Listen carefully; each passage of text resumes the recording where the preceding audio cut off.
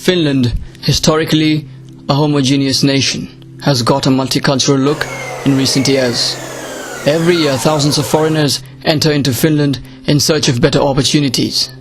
Most of them come to work, study, or reunite with their families. However, a significant number of entrants also consist of asylum seekers and refugees, as Finland has traditionally been receiving quota refugees under its national resettlement program. Integration of immigrants into the Finnish society has been one of the top priorities of the government, but in practice, it still remains a big challenge. Unemployment rate is rising, and cases of racism and discrimination are still reported frequently. This video was produced after visiting 2 immigration information service centers run by the city of Helsinki and the city of Espoo. The centers provide information, guidance and advice for immigrants on the issues of residential permit, citizenship, social security, employment, housing, educational opportunities, family life, finance and health. Immigration has been an issue of public debate in Finland. According to a survey published in the Finnish national daily Helsinki Sanomat, a significant number of Finns still don't want foreigners in their country. However, growing interdependence among countries and scarce workforce available in Finland will make influx of foreigners an unavoidable necessity. Whereas, still there is a huge portion of Finnish population who want to see Finland a multicultural and diverse nation, rejoicing colorful traits from all over the world.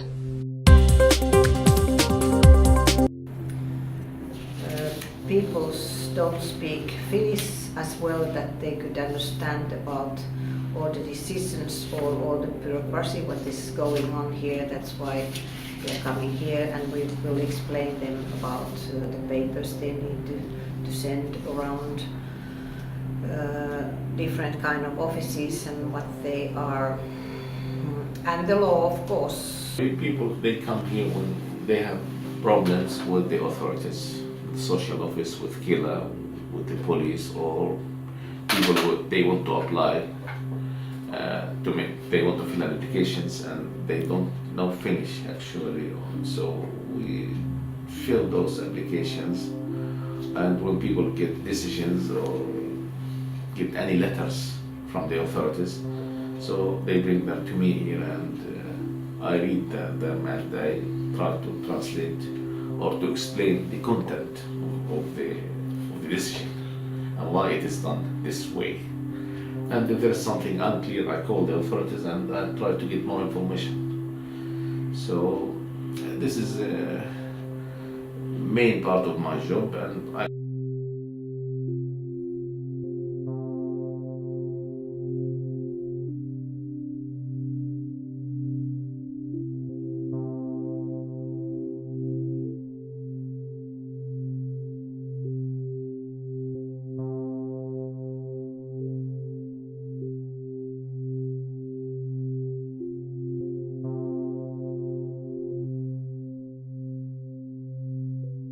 I think it's important to differentiate, of course, that, which kind of immigrant we're talking about, because, at the moment we're in Espoo, and Espoo is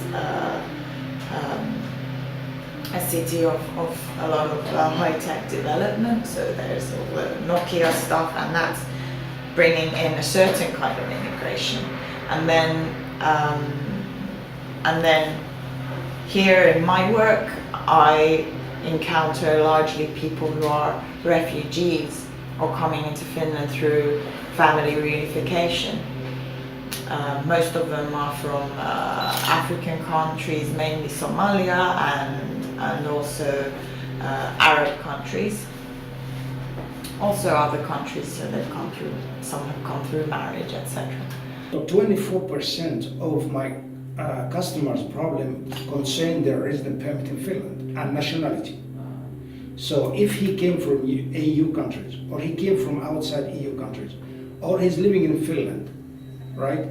The majority of the question, or the majority of the questions are concerning the resident permit in Finland. The laws, the foreign, or aliens acts, and so on. So that came first, and after that came in the second class or second position, social benefits and social security questions, and so on. After that, if I remember correctly, the housing problem.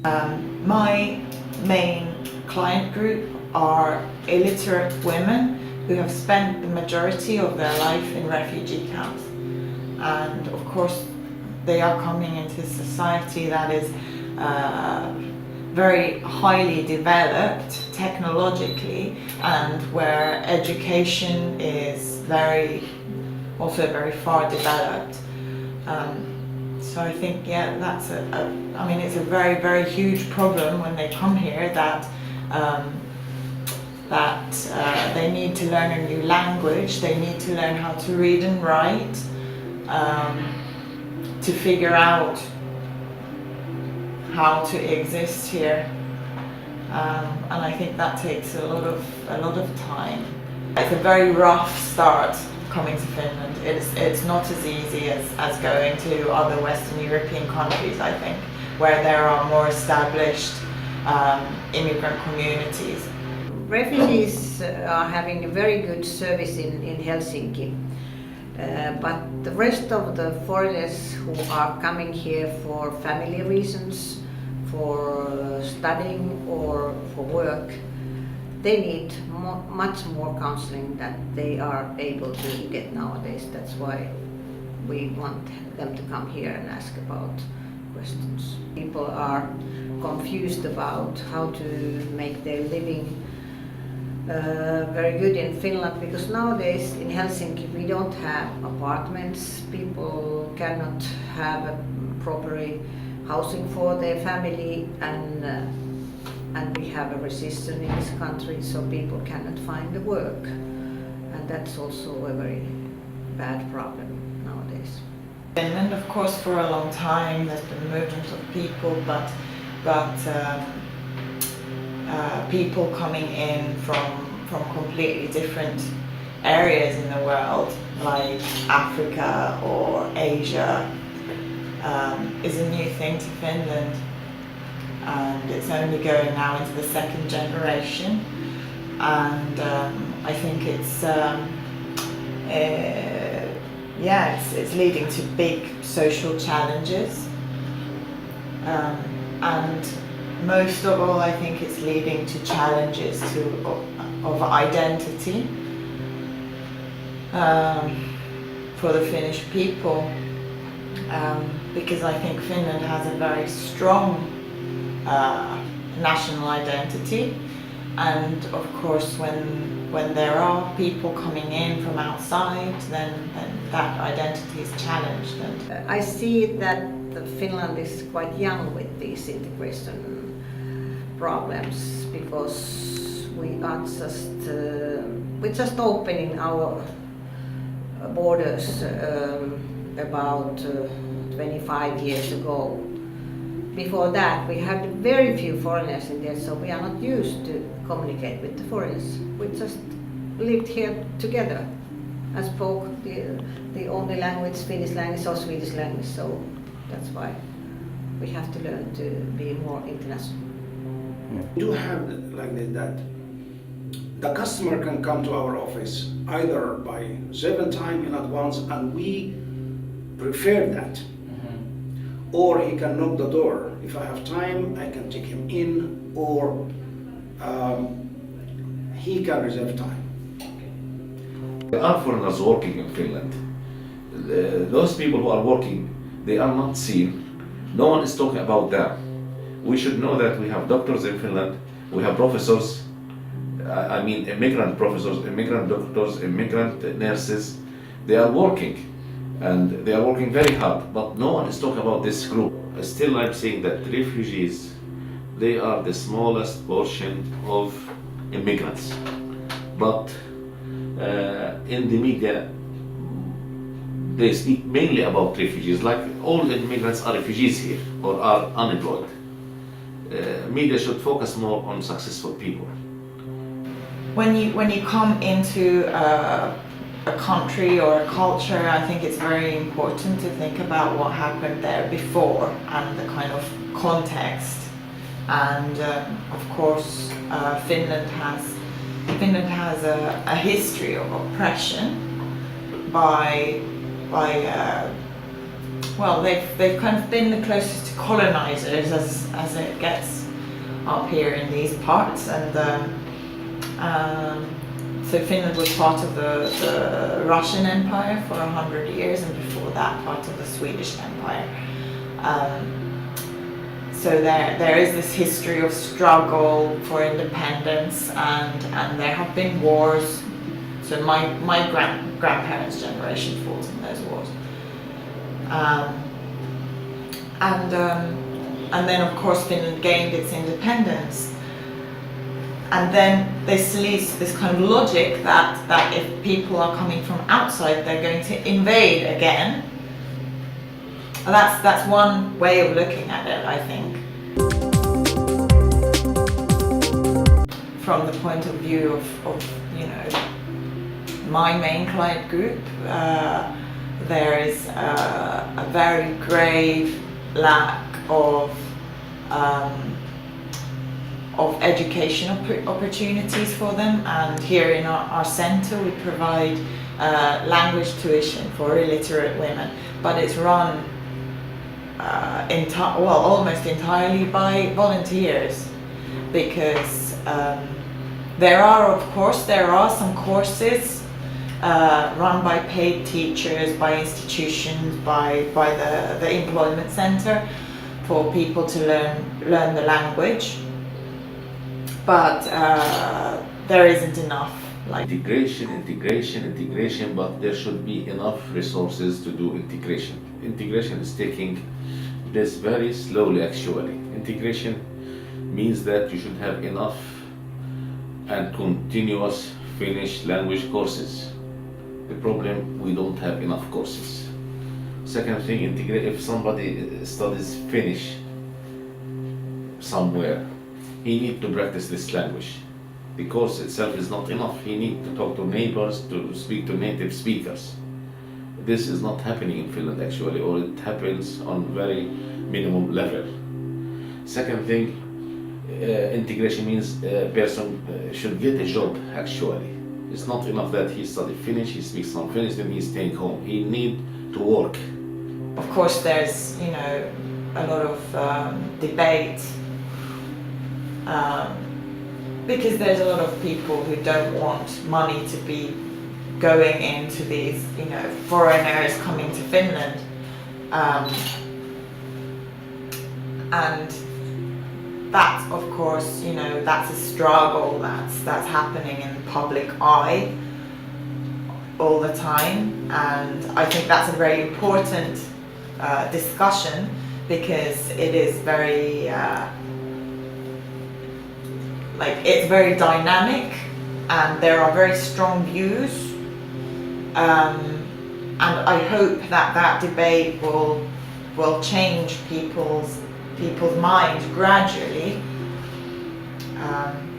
People's minds will have to open to the fact that society is changing and it's not going to go back. Most of the time it's the question of money. The resources are not so fine nowadays, so they don't have resources to do it. The policies probably are pretty much in line with international policies of immigration. Of course, there's huge public debate going on about how many refugees should be coming into the country, etc. Of course, refugees are only a small part of the immigrants coming into Finland, and in fact there are more and more people coming to work and to find work opportunities here. And I think it's a very kind of two-sided issue, because on the one hand Finland needs more people to come and work here, of course, and on the other hand, it's very, very, very hard to find work and and also to find these like language tuition opportunities. Most of the laws are made for Finnish living citizens, so that's why they don't work so well for foreigners. And because we are quite young country for taking foreigners in this country, and that's why we are just learning how to make this country to be a very good place to live and work. Racism is a problem in Finland also. If you walk on the streets, you probably see that also, that there are Finnish peoples who cannot understand why foreigners are coming in this country, because they are not used to it. They think they are afraid of people who speak different languages, or if they look a little bit different, they are just afraid. Yeah, it happens a lot, and I think there is it's a new discourse for the Finnish people having to think about these racism issues when they're talking publicly or privately. Words like nigger or negeri in Finnish have been very widely used, and still now, like, I bump into employers who say to me, even after I introduce myself as a worker from the immigration service, they talk like this to me, because they don't realize that it's not okay to talk like that. I mean, I think it's very, I don't know if it's telling about some sort of Finnish mentality, or whether just the fact that it's like, there is there is racism in Finland, and some people have never even questioned that that it might affect others, how they are spoken about or spoken to. So yes, I do think that discrimination happens. So I think that the integration is going the both ways. The Finnish society has to meet much more foreigners and try to understand them, but also the foreigners has to get information from the Finnish society and learn how the Finnish culture is working and the Finnish society. And that's why I think they should be together, and the services also should be made both foreigners and the Finnish people. But that means that the foreigners should, the main thing is to learn Finnish language. Otherwise you cannot survive in this country. The kids from immigrant families who are now being brought up in Finland, going to the nursery here, going to school here, speak Finnish fluently, have met all their friends from a young age. Of course, they are living kind of at the crossroads of those two cultures, and they are becoming integrated into Finnish society, and also the Finnish society is becoming more acquainted to them. You need motivation. You must have enough information what to do, and it give you motivation. And this is also internal. I mean, this not external, internal motivation, that you yourself, you're running for your integration, not somebody force you. This is what I can see as also foreigner in Finland, that some different organization or public community give enough information and try to help foreigners. But this is just one side. We need from both sides cooperation. But I think it's very, very important to look for a social network, because there you can share these things and your realities, and you're not left alone with them. And also you can share information there, find out about possibilities of work or what to do with families and things. Always when we have immigrants, there will be problems. And the problem is that they focus only on problems. There is some positive thing here. There are people working. We have our kids who are born here. They have no difficulties with work culture, with the language, and I have hope on the new generation. From those we will have the high rank workers. But our generation now, if we have some cleaning job or restaurant job, we will be satisfied and will be lucky for them. But the hope in our young kids.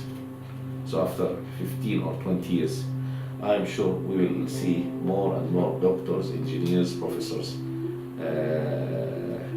from the minority group.